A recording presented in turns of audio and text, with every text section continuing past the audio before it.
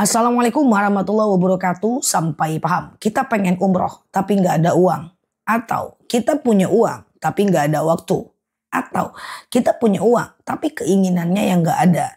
Maka berdoalah kepada Allah untuk dimudahkan berangkat umroh. Atau kalau kita punya uang tapi suami tidak mengizinkan. Atau anak tidak ada yang urus. Coba deh baca doa ini. Allahumma rzuqni ziyarata baitikal mu'azzam. Ya Allah, karuniakan kepadaku berziarah ke rumahmu yang agung. Aku ulang ya. Allahumma rzuqni ziyarata baitikal mu'azzam. Ya Allah, karuniakan kepadaku ziarah ke rumahmu yang agung. Ini akan menyebabkan Allah berikan kemudahan untuk kita untuk berziarah ke rumah Allah tanpa kendala sama sekali. Baca aja 3 kali setiap habis sholat atau di sujud terakhir ketika mau habis sholat. Allahumma rzuqni ziyarata baitikal mu'azzam. Semoga bermanfaat. Nah, oke, di sini like, share video saya ini, follow kanal saya ini, hadir di live ceramah dan tanya jawab bareng aku dan sampai paham. Assalamualaikum warahmatullahi wabarakatuh. Assalamualaikum warahmatullahi wabarakatuh. Sampai paham. Doa di sujud terakhir ketika mau habis sholat itu mustajab banget loh. Ketika kita mau habis sholat kan kita sujud tuh sebelum at-tahiyatul. Lamakan sujudnya. Doa kepada Allah. Setelah subhana rabbiyal a'la wa bihamdi, subhana rabbiyal a'la wa bihamdi, lamakan sujudnya, doa kepada Allah. Nah, doanya yang paling masyhur adalah Allahumma rzuqni makhraja. Allahumma rzuqni makhraja. Apa artinya? Ya Allah, berikan aku jalan keluar. Ya Allah, berikan aku jalan keluar. Ini dibaca aja setiap habis sholat, setiap sujud terakhir, ya paling bagus 11 kali. Kalau enggak 11 kali juga enggak apa-apa. Tapi doa itu cocok untuk kita yang punya masalah dan pengen ada jalan keluar. Tapi doa di sujud terakhir bisa diganti-ganti kok. Misalnya subuh, Allahumma rzuqni ziyarata baitikal mu'azzam. Zuhur nanti Rabbi habli minas salihin. Ya Allah, karuniakan kepadaku anak yang soleh. Nanti asar lain lagi, nggak masalah. Yang penting jangan lupa doa ya di sujud terakhir ketika mau habis sholat. Semoga bermanfaat. Nah, oke, di sini like, share video saya ini, follow kanal saya ini dan sampai paham. Assalamualaikum warahmatullahi wabarakatuh. Assalamualaikum warahmatullahi wabarakatuh. Sampai paham. Cara sholat sunnah langsung 4 rakaat. Misalnya nih sholat duha pengen langsung 4 rakaat 1 kali salam. Qobliyah zuhur pengen langsung 4 rakaat 1 kali salam. Misalnya nih sholat tahajud pengen langsung 4 rakaat 1 kali salam. Sebenarnya bagusnya sih dua-dua sih. Qiyamul lail matna. Sholat malamnya Rasulullah itu biasanya dua-dua termasuk sholat sunnahnya. Tapi Sayyidatina Aisyah juga pernah berkata, Rasulullah pernah melakukan 4 rakaat 1 kali salam. Aku coba sampaikan caranya bagi yang mau. Yang belum terbiasa, dua-dua aja dulu ya. Misalnya nih, sengaja aku sholat sunat duha 4 rakaat. Sunnah atasku karena Allah. Rakaat pertama berdiri. Rakaat kedua berdiri.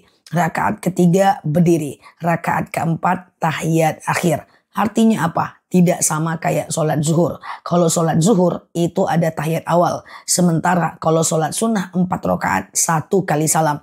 Tidak pakai tahiyat awal. Jadi berdiri dan kemudian tahiyat akhir. Dan rakaat 1, 2, 3, dan 4 semuanya pakai ayat pendek.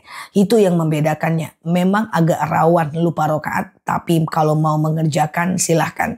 Tidak pakai tahiyat awal membedakan antara sholat wajib dan sholat sunnah yang 4 rakaat. Semoga bermanfaat. Yang oke, di sini like, share video saya ini, follow kanal saya ini, hadir di live ceramah dan tanya jawab bareng aku dan sampai paham. Assalamualaikum warahmatullahi wabarakatuh. Assalamualaikum warahmatullahi wabarakatuh. Sampai paham. Ciri-ciri orang yang sudah melewati proses hijrah. 1, dia mulai takut berbuat dosa. Yang biasanya nih dia mau ghibah, nggak pakai mikir. Sekarang udah takut dosa dan mulai pikir, aku kok ghibah ya. Kemudian yang kedua, dia mulai gemar dengan ilmu pengetahuan. Bagi teman-teman yang suka dengan ceramah-ceramah agama, suka dengan kajian-kajian Islam, beruntunglah, berarti teman-teman berbeda dari yang lainnya. Karena dalam dalil dijelaskan bada al-Islamu ghoriban wa sayaudu ghoriban kama bada fatuba lil ghuraba. Qala man huwa al-ghuraba ya Rasul hum alladzina yuslihuna inda fasadin nas. Islam itu datang dalam kondisi asing, selama-lamanya akan asing. Siapakah mereka orang asing itu? Orang yang memperbaiki diri saat yang lain rusak. So, selamat buat teman-teman yang suka dengan kajian Islam karena nggak semua orang dianugerahi perasaan itu.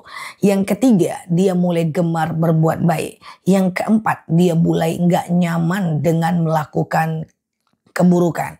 Kalau kita udah berada pada posisi itu, berarti kita dalam proses hijrah. Teruskan, karena banyak orang ingin di posisi itu tapi belum merasakan. Semoga bermanfaat ya. Nela Luki di sini, like, subscribe video saya ini, follow kanal saya ini, hadir di live ceramah dan tanya jawab bareng aku dan sampai paham. Assalamualaikum warahmatullahi wabarakatuh. Assalamualaikum warahmatullahi wabarakatuh. Sampai paham. Setiap melakukan keburukan, ganti dengan kebaikan. Ittaqullaha haitsuma kunta wa asbi'is sayyi'atal hasanata tamhuha. Jadi begini, kalau kita pengen berubah, coba deh catat apa aja yang menjadi dosa yang sering kita kerjakan. Contoh, misalnya nih aku sering ghibah, aku sering mengeluh, aku sering membantah suami, aku sering marahin anak. Itu dosa yang biasanya kita lakukan. Buat komitmen, setiap kita melakukannya, kita ganti dengan kebaikan.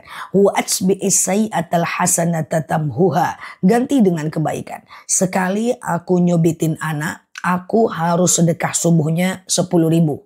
Ganti supaya ditambal nih amal buruknya. Setiap aku berghibah, maka aku akan tahajudnya 8 rakaat. Supaya dosa kita bisa tertutupi dengan amal kebaikan kita. Karena hidup ini soal hari perhitungan, di mana akan dihitung berat dosa dan pahala kita. Aku pun begitu, setiap melakukan kesalahan, ganti dengan melakukan kebaikan yang lain. Itu perintah Allah. Wa asbi'is sayyi'atal hasanata tamhuha. Semoga manfaat bagi kita, teman-teman. Nggak ada salahnya catat tuh semua kesalahan kita dan buat komitmen untuk menggantinya dengan kebaikan apa saat kita melakukan keburukan. Semoga bermanfaat. Assalamualaikum warahmatullahi wabarakatuh.